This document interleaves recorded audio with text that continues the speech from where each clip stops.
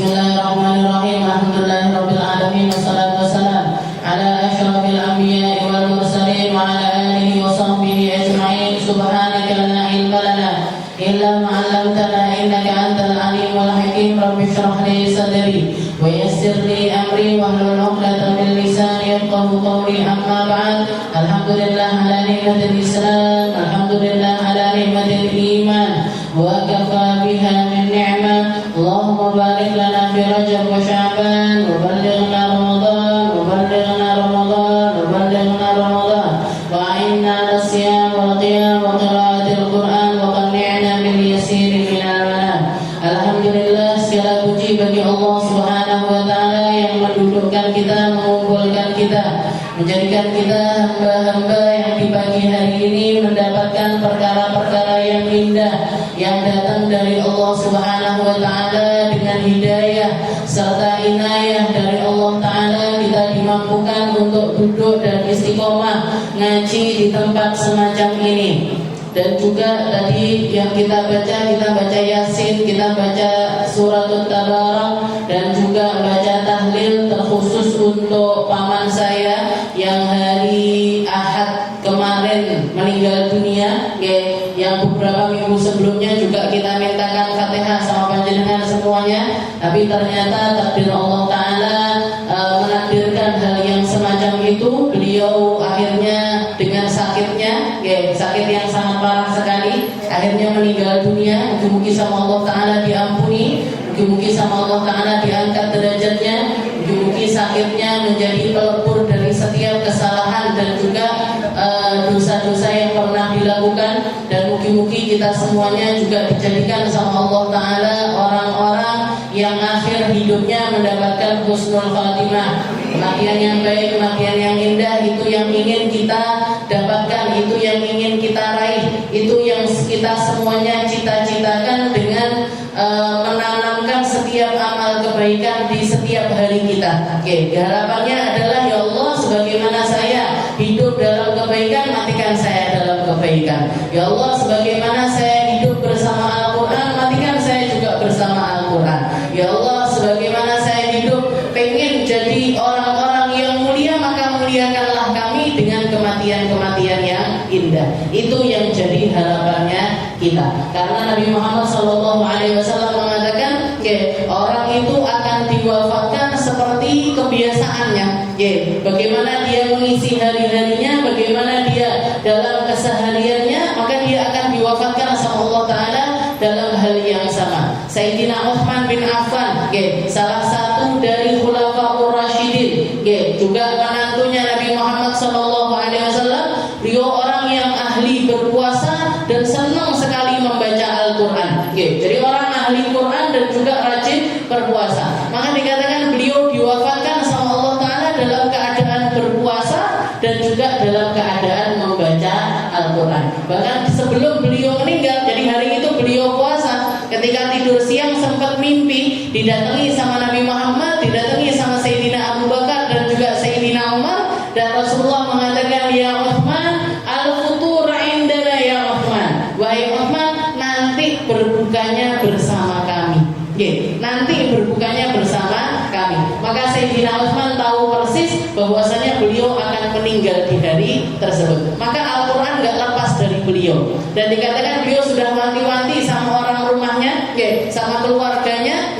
Jadi pakai baju itu dilapis-lapis, pakai istilahnya pakai baju, habis itu masih pakai jubah, habis itu dalamannya masih pakai sarung, masih pakai celana, karena beliau takut nanti meninggal auratnya itu tersingkap. Jadi takut kalau, dan memang beliau dibunuh, karena beberapa hari rumahnya sudah dikepung, air diputus, makanan diputus, sampai akhirnya beliau meninggal dunia setelah asar. Setelah asar enggak meninggalkan sholat asar, dan beliau meninggal sebelum sempat berbuka puasa. Benar yang dikatakan sama Nabi, al-futur indana. Jadi kalau pengen meninggal dalam keadaan puasa, perbanyak puasa. Kalau pengen meninggal dalam keadaan membaca Al-Quran, perbanyak baca Al-Quran. Kalau pengen meninggal dalam keadaan sholat, perbanyak sholat.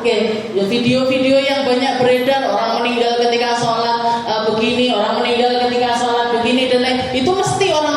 sholat. Itu orang-orang ahli sholat. Karena memang seseorang itu akan diwafatkan sama Allah Ta'ala sebagaimana kebiasaannya dia.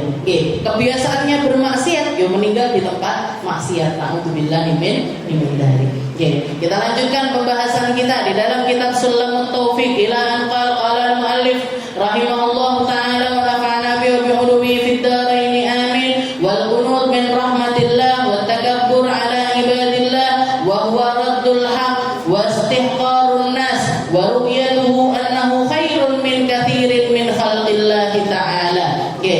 Minggu yang lalu kita membahas tentang al-qunut min rahmatillah. Salah satu maksiatnya hati adalah merasa putus asa dari rahmatnya Allah Ta'ala, merasa nggak pantas untuk beribadah, merasa nggak pantas untuk kembali kepada Allah, merasa tidak pantas untuk menjadi orang baik.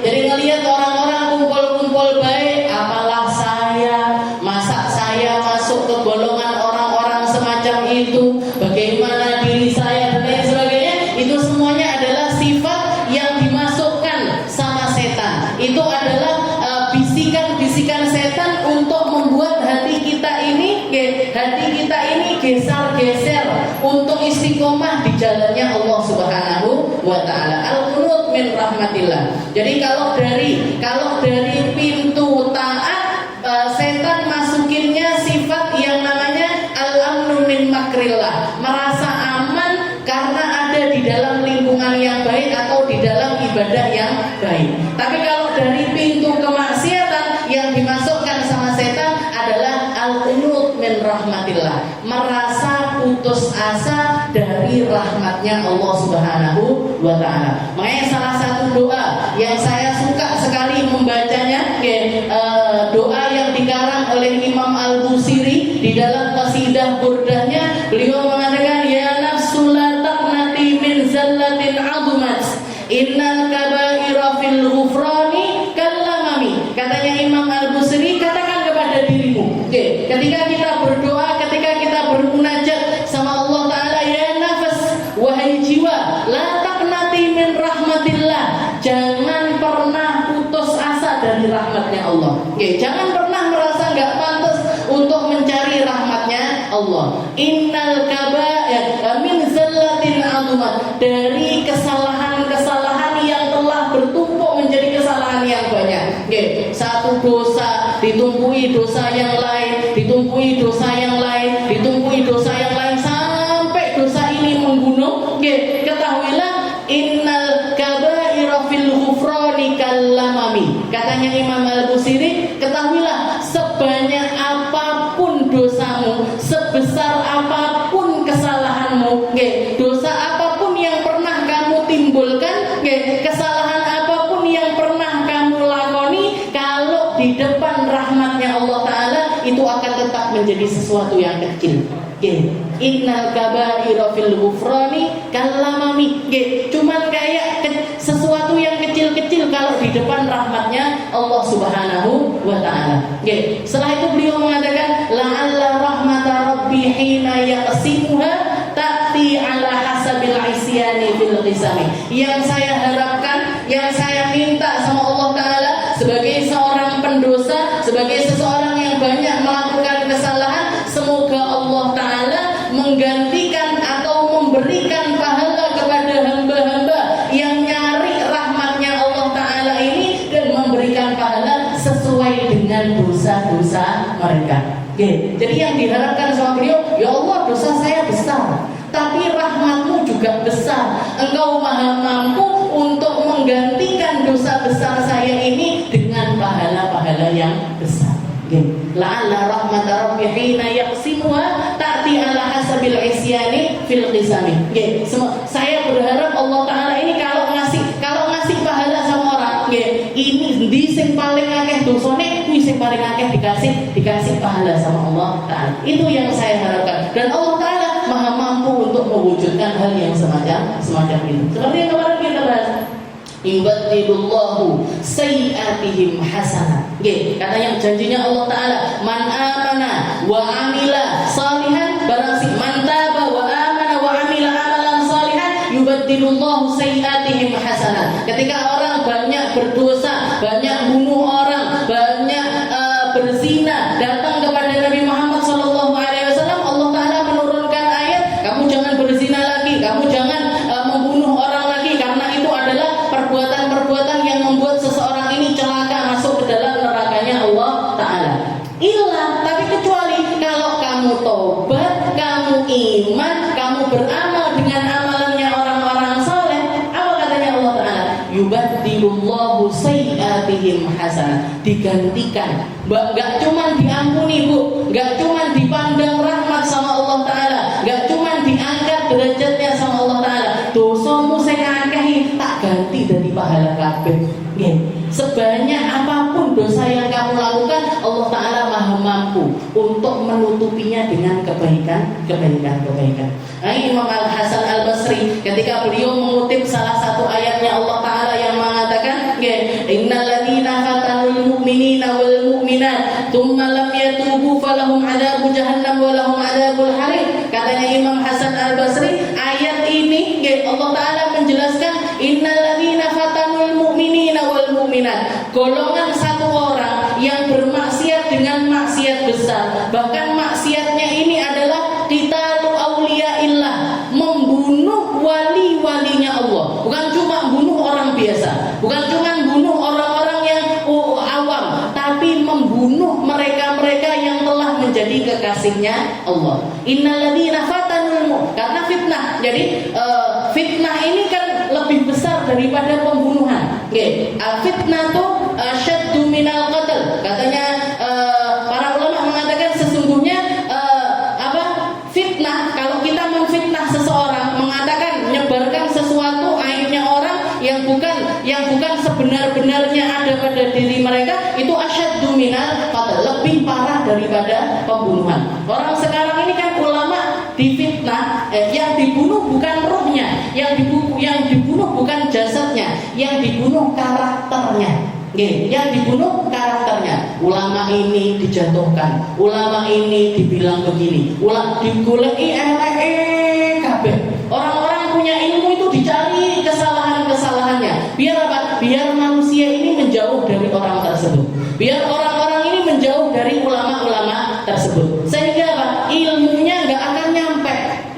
Orang kalau sudah karakternya habis, orang kalau sudah istilahnya harga dirinya yang dihancurkan, dia nggak akan diterima sama satu kaum. Jangan pasti pernah dengar, banyak sekali ulama-ulama kita yang dihancurkan karakternya. Ulama-ulama kita, para pembawa hadis, para pembawa Al-Quran, orang-orang yang ngerti tentang fikih, orang yang ngerti gimana caranya bawa kita menuju Allah Subhanahu Wa Taala, dihempaskan dengan satu kesalahan ataupun juga satu atau beberapa kesalahan. Saya kasih beberapa contoh lah, misalkan istilahnya semacam zaman dulu kalau jenengan ingat, bahkan sampai sekarang masih sugeng orangnya, Aa Kim. Abah saya itu kalau komentari Aa Kim ini wes meh dadi wali. Aa Kim itu saking indahnya, saking bagusnya kajian-kajian yang beliau bawa. Abah saya itu kemana-mana di mobil dulu, zaman dulu itu pakai kaset-kaset itu, jaraknya ini saking bagusnya ceramahnya Aakim dan saking diterimanya dia di kalangan manusia, diidolakan sama semua golongan, anak kecil senang, ibu-ibu senang, bapak-bapak senang. Tapi jangan tahu piring gambarnya Aakim, gelas gambarnya Aakim, kabeh gambarnya Aakim. Cuma gara-gara apa dihabiskan karakternya? Satu kesalahan, Bu. Dan itu bisa dikatakan kalau di dalam agama bukan sebuah kesalahan. Rabineh, poligami, digoreng sama media, gak karu-karuan, sampai akhirnya istilahnya redup, sampai akhirnya masih besar pondoknya, masih besar kiprah dakwahnya, masih besar, tapi karakternya ini sudah nggak seperti dulu. Ini apa ini? Orang yang bikin fitnah-fitnah semacam ini apa? Dia sudah bunuh Aakim. Orang-orang ini sudah dan dosanya itu sangat-sangat besar. Jadi Allah Taala, innalladzina fatanul mu'minina wal mu'minat tsumma lam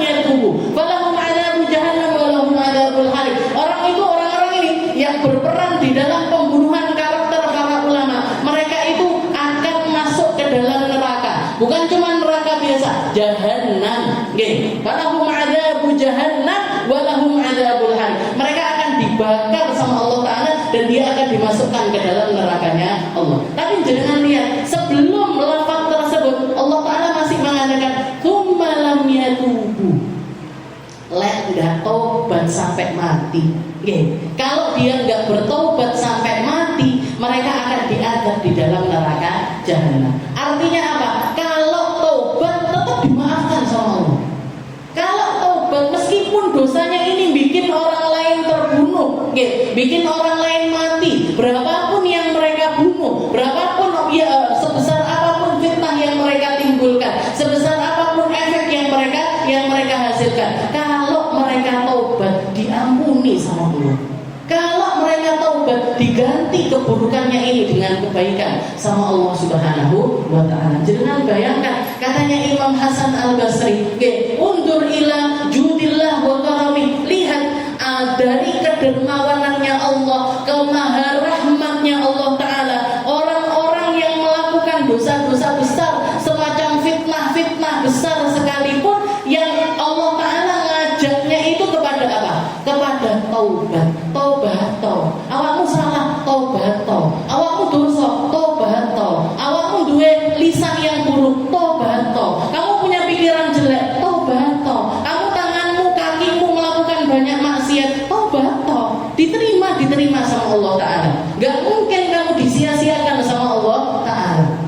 Al-qunut min rahmatillah. Jadi ini salah satu dosa yang jadi penyakit hatinya seseorang adalah merasa diri ini nggak pantas untuk kembali sama Allah. Akhirnya yang terjadi apa? Ditunda, nggak tobat, nggak beriman, nggak beramal-amal saleh. Sudah kamu bertobat aja, setelah itu beriman, setelah itu fokus ngamal saleh. Aja mau lakonin dosamu sing biyen jangan kamu ulangi lagi. Fokus saja di dalam hal tersebut.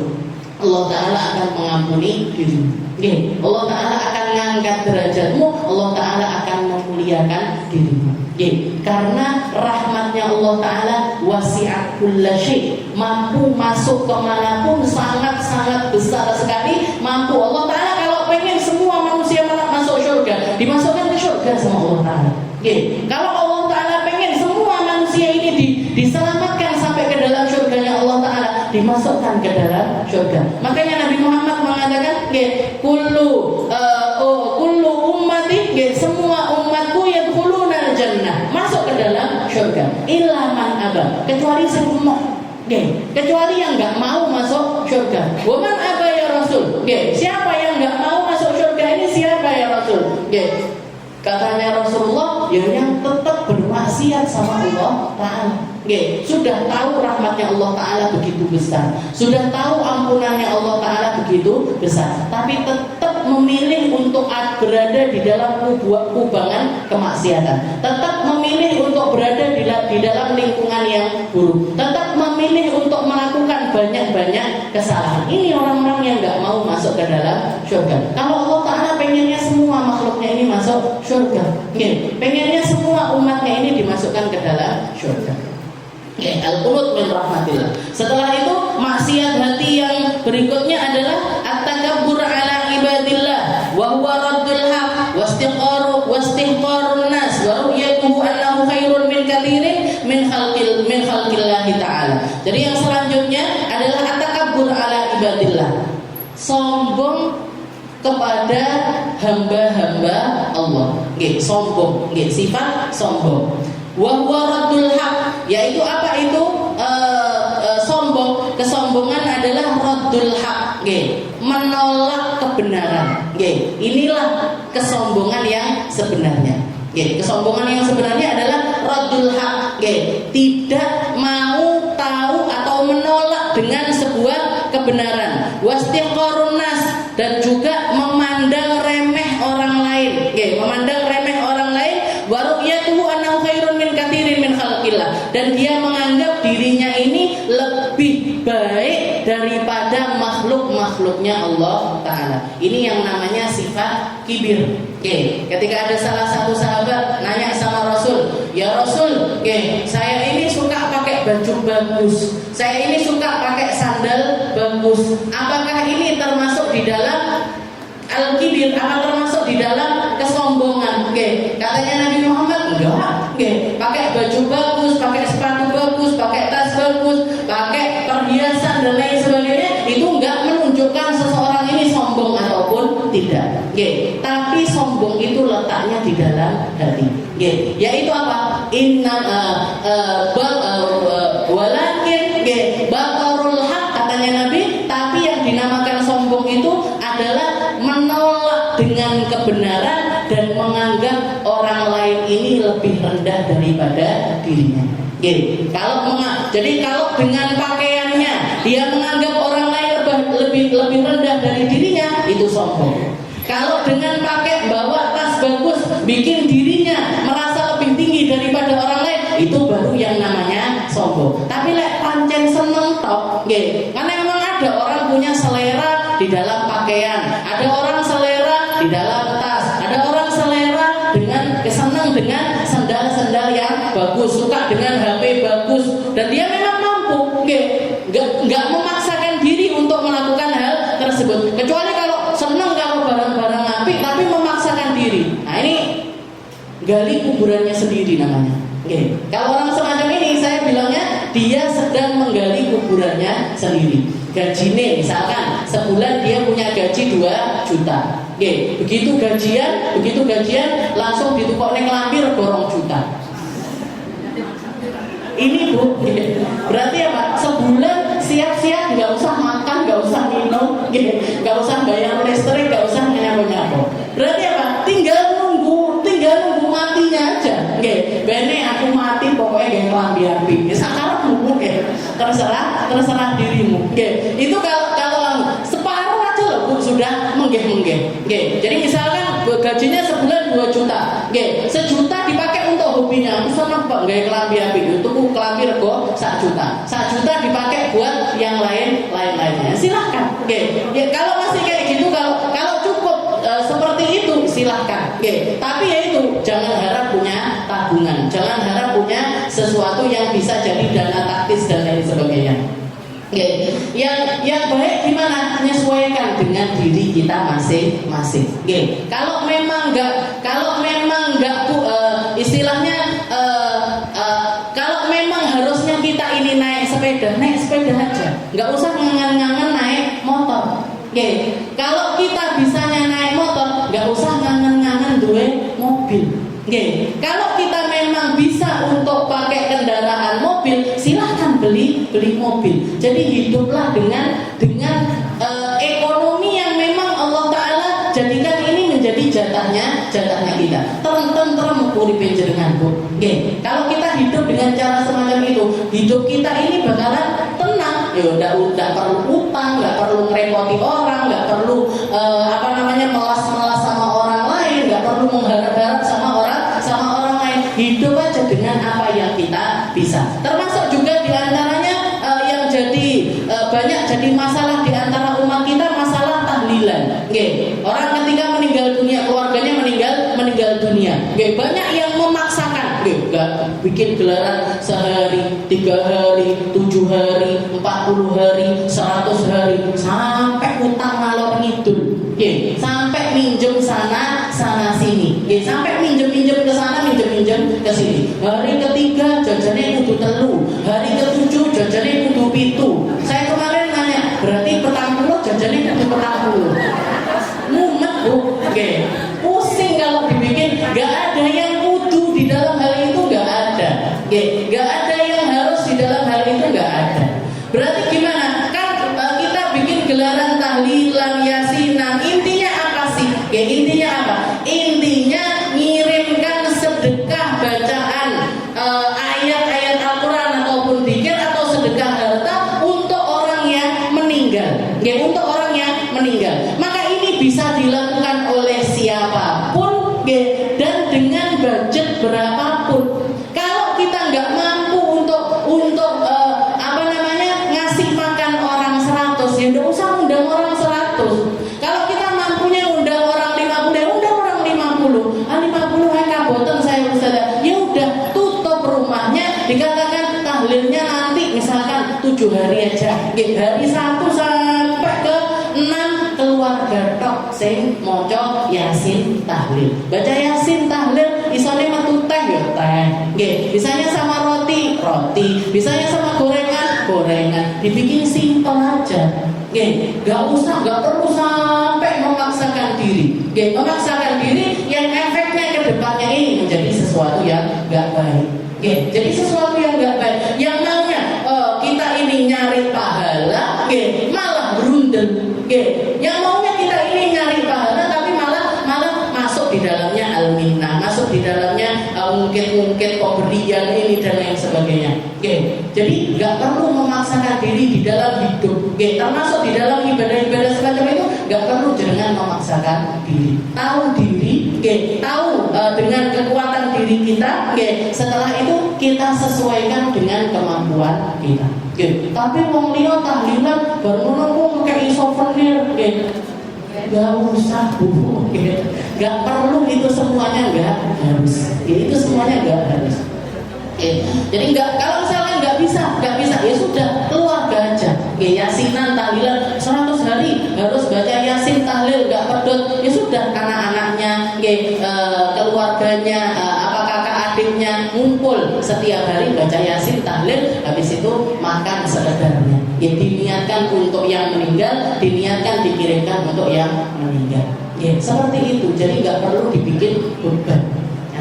Jadi dikatakan di sini at-takabbur ala ibadillah,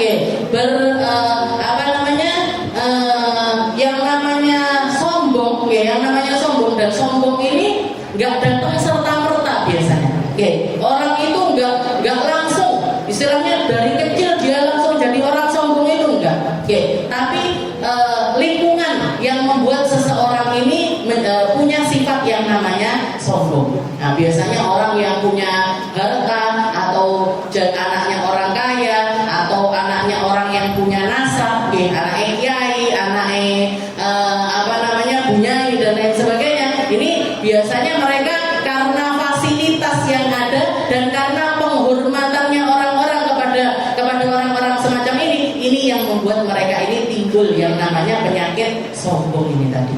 Penyakit sombong ini tadi, nggak orang punya ilmu. Nah, kalau untuk hal-hal yang semacam itu, orang punya ilmu, orang punya harta, itu mereka masuknya sifat sombong itu nggak langsung jadi sombong, tapi bermula dari sifat-sifat kecil, penyakit-penyakit hati yang sebelumnya yang kita bahas, yaitu namanya ujub. Ujub itu apa sih? Ujub itu menganggap amaliyah yang dilakukan ini datang dari dirinya. Orang kaya menganggap dia punya kekayaan ini karena dirinya sendiri. Jadi orang kaya yang sombong itu datangnya dari mana? Datangnya dari dia menganggap harta yang terkumpul ini, dia ini jadi orang kaya karena dirinya sendiri. Saya kaya karena kerja keras saya. Saya kaya karena kepintaran saya. Saya kaya karena saya memang pintar di dalam punya taktik strategi pemasaran dan lain sebagainya. Pokoknya anggap kalau kekayaan itu datangnya dari diri sendiri. Ujub, masuk ujub, nanti ditumpui ujub yang lain,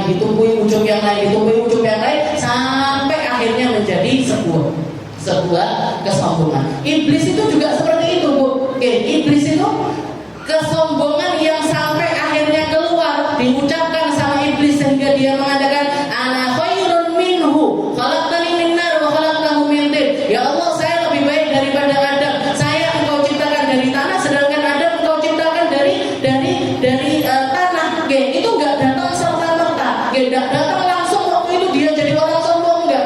Tapi dimulai dari awal. Iblis itu dulunya min jumlatil malaika, termasuk dari golongannya malaikat. Malaikat ini maksudnya apa? Makhluknya Allah Ta'ala yang beribadah di atas langit. Walaupun dari segi penciptaan lain, malaikat diciptakan dari cahaya, iblis diciptakan dari api. Tapi dia termasuk dari malaikat-malaikat karena apa? Karena ibadah yang dia lakukan. Ibadah, dia sujud sama Allah Ta'ala, bahkan sujudnya mengalahkan di dalam sujudnya. Makanya dikatakan iblis itu tidak ada satu jengkal pun di langit ataupun di bumi kecuali pernah disujudi sama iblis. Tapi ternyata apa? Ternyata setiap sujudnya iblis dia bawa yang namanya sifat ujub. Akui lo sujud, akui lo sujud, akui lo ruko, akui lo disuruh bertasbih sama Allah Ta'ala, aku bertasbih, aku ruko sama Allah Ta'ala, aku ruko, aku ibadah, aku ibadah. Sebabkan gak ada yang bisa mengalahkan. Naik dari segi martabatnya iblis ini di antara malaikat, naik derajatnya. Terkenal di antara iblis itu paling apik ibadah, paling akeh ibadah. Naik sampai dikatakan dia itu sempat dinobatkan salah satu dari makhluknya Allah Ta'ala yang paling banyak ibadahnya. Julukannya Tawusul Malaika. Tawusul Malaika. Tawus itu bisa dikatakan kayak merak. Jangan tahu burung merak. Burung merak itu kalau kumpul sama burung-burung yang lainnya kalah kabeh kuliah. Bagusnya merak itu, indahnya merak itu, itu burung-burung yang lainnya langsung hilang tenggelam kalau sudah ada burung merak. Itu iblis itu semacam itu. Kalau sudah iblis yang maju, malaikat liane koyok-koyok dan entah ibadah. Kayak habis di sisi Allah Subhanahu. Jadi dari segi ibadah semacam itu. Tapi ternyata begitu Allah Ta'ala menciptakan makhluk yang namanya Nabi Allah Adam. Allah Ta'ala menciptakan Nabi Allah Adam. Apa enggak terusik ini malaikat yang lain, apa enggak terusik hatinya? Terusik, Bu. Makanya Allah Ta'ala menceritakan inni ja'ilun fil ardi khalifah qalu ataj'alu fiha man yufsidu fiha wa yasfiku dima wa nahnu nusabbihu bihamdika wa nuqaddisu lak. Ketika Allah Ta'ala mengikrarkan, wahai malaikat, aku nyiptakan satu makhluk lagi, namanya manusia. Katanya malaikat-malaikat yang lain terusik hatinya. Ya ataj'alu fiha man yufsidu fiha wa yasfiku dima. Ya Allah, kenapa jenengan menciptakan makhluk yang kerjaannya ini bunuh-bunuhan, yang kerjaannya ini bikin kerusakan di atas muka bumi ini, yang kerjaannya ini bermaksiat kepadamu. Wa nahnu nusabbihu bihamdika. Padahal kami makhluk yang ada di langit ini semuanya mensucikan engkau, bertasbih kepadamu, memuji kepada dirimu. Katanya Allah Ta'ala, inni a'lamu ma la ta'lamun. Saya lebih ngerti dibandingkan kalian. Ketika Allah Ta'ala mengatakan saya lebih ngerti dengan apa yang saya lakukan, kalian gak ngerti, saya yang ngerti. Maka para malaikat semuanya diem, tunduk. Oh ya sudah. Subhanaka la ilma lana illa ma 'allamtana. Ya Allah, kami gak punya ilmu kecuali yang datang darimu. Jadi menyandarkan ibadah. Malaikat yang lain ini menyandarkan ibadahnya kepada Allah, menyandarkan ilmunya kepada Allah, menyandarkan amaliannya datang dari Allah. Sedangkan iblis enggak terima. Allah Ta'ala mengatakan inni a'lamu ma la ta'lamun. Saya ngerti, kalian enggak ngerti. Iblis enggak terima dengan perkataan Allah Ta'ala yang semacam itu. Maka apa yang dilakukan? Maka ketika puncaknya, ketika Allah Ta'ala mengatakan usjudu li Adam. Saiki Adam ini sudah tak kasih ilmu, pengetahuan yang melebihi pengetahuan kalian semua. Jadi kemuliaannya Nabi Adam itu bukan di ibadahnya, bukan di dalam amaliyahnya, tapi karena beliau punya ilmu, sedangkan malaikat ini nggak dikasih ilmu. Maka ketika disuruh sujud, semua malaikat sujud, illa iblis, kecuali iblis. Aba wastakbar. Ketika itu dia memilih untuk mengabaikan Allah Ta'ala, menolak perintah dari Allah Ta'ala, dan dia memilih untuk menjadi makhluk yang sombong, menjadi makhluk yang sombong pada saat itu. Makanya yang namanya sombong itu awalnya di hati, awalnya di hati. Setelah itu kalau dituruti, dibenarkan dengan perangai, dibenarkan dengan perangai. Jadi penolakan. Iblis ini tadi pertama mesti neng jero ati tok. Tapi ketika Allah Ta'ala memunculkan Nabi Allah Adam, dia mengabaikan apa yang istilahnya nggak taat sama Allah Ta'ala. Puncaknya di mana? Puncaknya di lisan. ketika dia mengatakan ana khairun minhu. Nggih, saya lebih baik daripada dia. Setelah itu apa? Nggih, setelah itu apa? Nggih, israruhu 'alal maksiyah. Setelah itu dia memilih dengan kesombongannya untuk terus berada di dalam maksiat kepada Allah Ta'ala. Bahkan dia berjanji la uwiyannahum min baini aydihim. Oke, ya Allah, izinkan saya untuk punya umur panjang sampai hari kiamat nanti. Biar apa? Biar bisa menyesatkan semua anaknya Adam. Oke, biar bisa bisiki perkara-perkara yang buruk kepada semua anak-anaknya Adam. Akan aku bisiki dari kanannya dia, kirinya dia, depannya dia, belakangnya dia, tak godot dari segala arah. Oke, dan diijabahi sama Allah Ta'ala.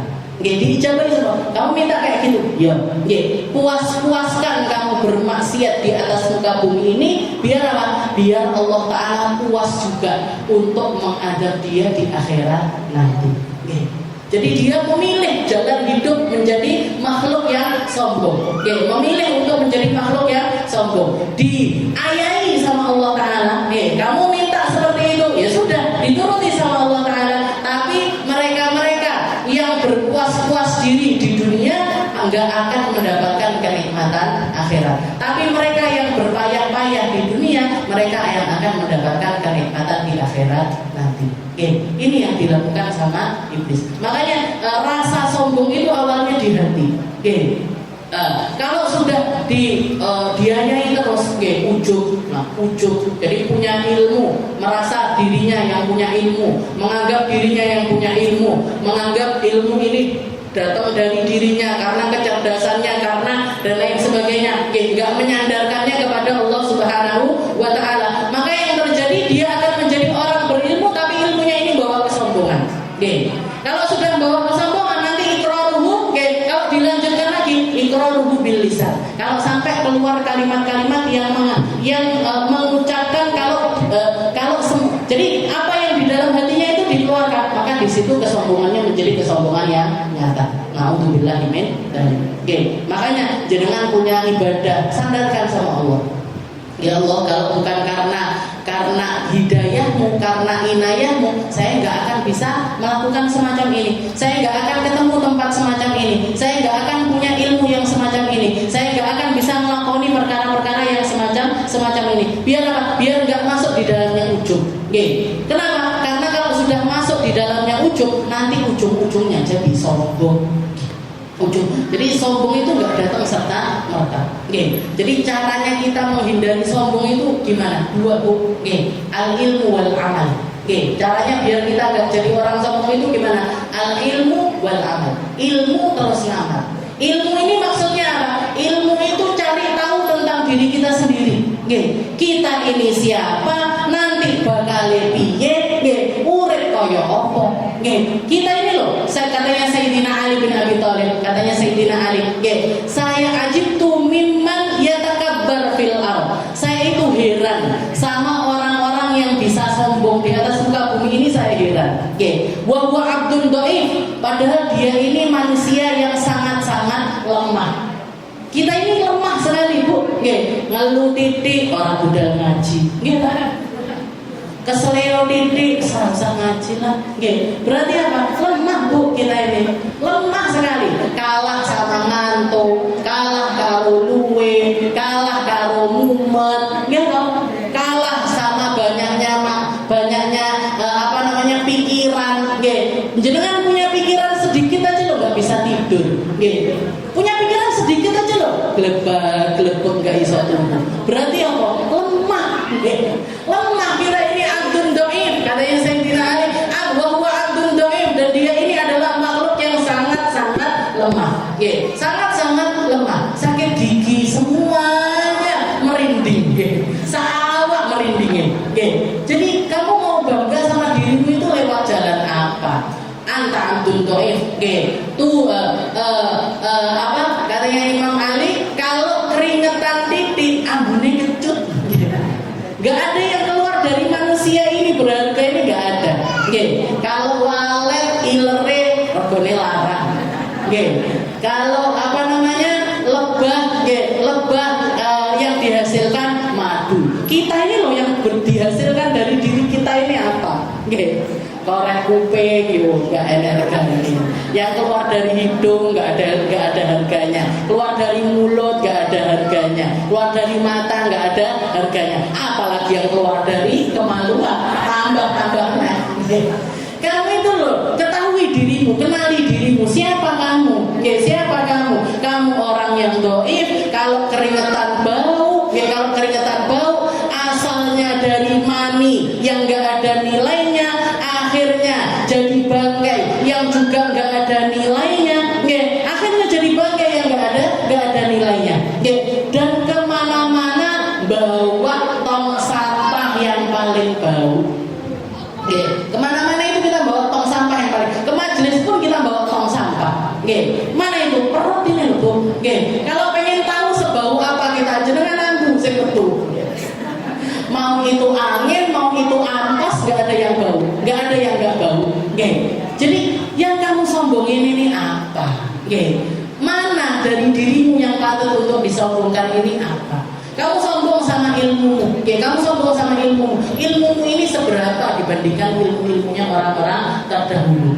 Ilmumu ini seberapa dibandingkan yang Allah Ta'ala berikan kepada ulama-ulama yang lainnya? Kamu mau sombong, dan ilmu ini kamu dapat dari siapa? Dari Allah. Kalau bukan Allah yang ngasih kamu ilmu, kamu gak dapat ilmu. Kalau Allah Ta'ala pengen pindahkan ilmumu ke tempat yang lainnya, Allah Ta'ala maha mampu. Mau diambil dikasihkan yang lainnya, bisa Allah Ta'ala. Sekaligus langsung dicabut sama Allah Ta'ala, gampang sekali. Kamu mau sombong dengan nasabmu, kamu itu loh gak punya peran apa-apa dalam hal nasab. Lahir dari anaknya bapakmu. Kalau kamu jadi anaknya kiai atau jadi anaknya Habib atau jadi anaknya siapapun itu bukan, gak ada peranmu sama sekali, itu gak ada. Semuanya atas jalan takdirnya Allah Ta'ala. Lah kok mau kamu sombongkan ini loh? Kamu mau sombong dengan ibadahmu. Umat-umat terdahulu beribadah dengan ibadah yang jauh lebih banyak. Gak ada. Jadi pertama ilmu. Ilmu tentang siapa? Tentang diri kita sendiri. Apa yang patut disombongkan dari kita? Setelah itu obatinya yang kedua pakai apa? Amal. Ngamal, beramallah kamu sesuai dengan ilmu. Kalau kita tahu siapa diri kita, tujuan kita kemana, kita ini hamba yang lemah, gak bisa ngapa-ngapain, dan tujuan kita adalah menuju ke dalam surganya Allah Subhanahu Wa Taala, maka beramallah untuk surga. Sholatlah kamu, sedekahlah kamu, zikirlah kamu, lakukan kebaikan-kebaikan yang banyak. Nah, kalau orang yang memang sudah terjangkiti dengan sifat sombong, ini perlu usaha lebih lagi. Perlu usaha lebih lagi. Gimana caranya? Khidmah sama umat. Jadi ngobatinnya khidmah sama umat. Khidmah sama umat ini gimana contohnya? Guru saya ngajarkan, setiap beliau kayak Habib Segaf misalkan, beliau cerita dulu ketika mondok di Madinah, di tempatnya Habib Zain bin Semit, beliau itu jadi tukang bersih kamar kantornya Habib Zain, termasuk kamar mandinya, ngosek kamar mandi, ngosek kamar mandi.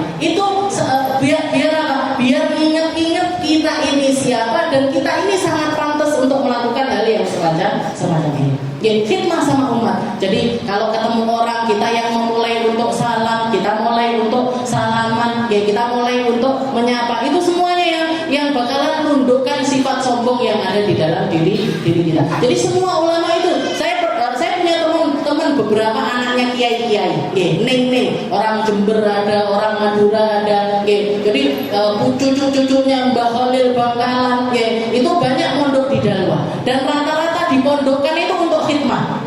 Mondok itu khidmah di tempatnya guru-guru saya, di rumahnya Ubaba Khadijah, di rumahnya Habib Segaf, itu yang khidmah di situ, ngantarkan minum, itu bunyi anaknya bunyi besar itu.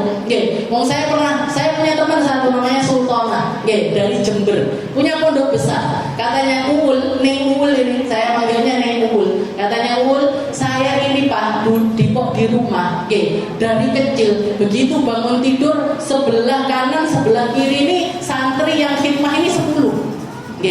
yang bawa andukan sendiri, yang bawa anduknya sendiri, bawa seragam sekolahnya sendiri, bawakan canting sabunnya sendiri, engko sing nyisiri sendiri, pakaikan baju sendiri. Nah, terus habis itu saya, lah kok awakku ning kene dadi babunya apa? Kamu di sini kok malah jadi tukang bersih-bersih, tukang ngepel dan lain sebagainya. Katanya beliaunya bilang, ini ajarannya bapak saya. Kata abah saya, penyakit ngening, jangan tahu penyakit ngening. Jadi ning-ning itu. Dan penyakit ngegus, anaknya kiai-kiai itu, nggak akan bisa sembuh kecuali dengan khidmah. Gak akan bisa sembuh kecuali dengan berkhidmat sama umat. Saya bilang memiliki kiai-kiai cerdas itu, kiai-kiai cerdas. Jadi anak-anaknya justru malah disuruh ngawulo, di pondok itu mereka datang itu sudah alim-alim bu, hafal Quran, hadisnya mantap, nahwu sorofnya sudah luar biasa. Masuk itu langsung kelas tinggi-tinggi, tapi nanti disuruh khidmah di rumahnya Bu Baba, di rumahnya ustazah saya, bagian nyapu ngepel, nyapu ngepel, terus bersih kamar mandi, ngerapikan kamar, jadi kalau jenengan bilang, seperti yang digaungkan orang-orang sekarang, khidmah di pondok pesantren itu jadi perbudakan ini itu dan lain sebagainya, mereka yang dapat manfaat dari khidmah itu, mereka yang dapat manfaat. Kenapa? Karena hakikatnya kita ketika terjun di masyarakat, ketika orang-orang yang punya ilmu ini ketika terjun di masyarakat, mereka lah pembantunya dari umat. Mereka ini pembantunya umat, mereka pembantunya umat. Jadi dan pembantunya umat ini nggak akan diterima kecuali kalau mereka ini merendah. Jangan kalau punya pembantu songong, tahu punya pembantu kok istilahnya sombong, jenengan tokne apa betul? Ditokne bu, kalau punya pembantu kok merasa, misalkan jenengan makan blenderan kemarin, dia bilang saya nggak bisa, wetengku loro makan blenderan, semetu wae, bose makan blenderan, masa pembantunya ragil makan blenderan, kan kayak gitu kan, jadi dan kalau kita lihat riwayatnya para nabi-nabinya Allah Taala semuanya khidmah. Nabi Muhammad itu dulunya pengembala kambing, pengembala unta. Biar apa? Biar tahu persis, biar bisa sabar ngopeni umat. Biar bisa sabar ngopeni umat. Begitu juga dengan para pemangku ilmu. Yang paling dibutuhkan dari mereka adalah khidmah. Biar apa? Biar enggak terjangkit sifat sombong. Karena sombong ini, jangan lihat, setiap kerusakan yang terjadi di atas muka bumi ini asal usulnya dari kesombongan.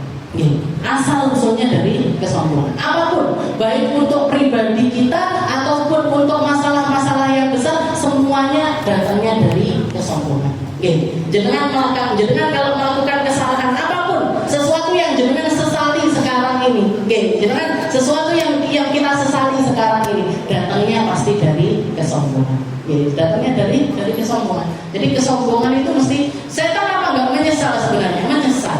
Dia menyesal atas perbuatannya tersebut. Tapi karena kesombongannya lebih tinggi dibandingkan penyesalannya, maka dia lebih memilih untuk terus berada di dalam kubangan maksiat tersebut, terus memilih untuk durhaka kepada Allah Subhanahu wa Ta'ala. Jadi yang perlu kita lakukan, ngerteni diri sendiri, setelah itu beramal yang banyak. Isi hidup kita dengan amal. Biar apa? Biar kita tahu persis tujuan kita menuju Allah Ta'ala. Dan tujuan menuju Allah Ta'ala ini gak mungkin diterima kalau terkontaminasi dengan sifat sombong. Katanya Allah Ta'ala, la yadkhulul jannah man kana fi qalbihi mithqala dzarratin min kibir. Gak masuk surga orang yang di dalam hatinya ada sebiji wijen dari kesombongan. Gak masuk surga. Jadi kalau orang sombong dengan ibadahnya gak masuk surga. Orang punya ilmu kok sombong, gak masuk surga. Orang bermanfaat untuk umat kok sombong, gak masuk surga. Orang ahli sedekah kok sombong, gak masuk surga. Orang yang ada di dalam dirinya mithqala dzarrah, satu biji wijen, onde-onde siji bu, tule onde-onde itu satu, itu kok ada kesombongan di dalam diri kita, la yadkhulul jannah, gak masuk ke dalam syurga. Alhamdulillah ini. Dan mungkin sama Allah Ta'ala hati kita dibersihkan. Pikiran kita dibersihkan, dijauhkan dari sifat sombong, dijauhkan dari penolakan kepada perintah-perintah Allah Subhanahu wa Ta'ala, mampu menghormati sesama manusia, mampu memuliakan sesama manusia, mampu mengapresiasi sesama manusia, sehingga kita dan kita semuanya dijadikan sama Allah Ta'ala hamba-hamba yang mulia, hamba-hamba yang diangkat derajatnya sama Allah Ta'ala, hamba-hamba yang dipandang sama Allah Ta'ala dengan pandangan rahmatnya.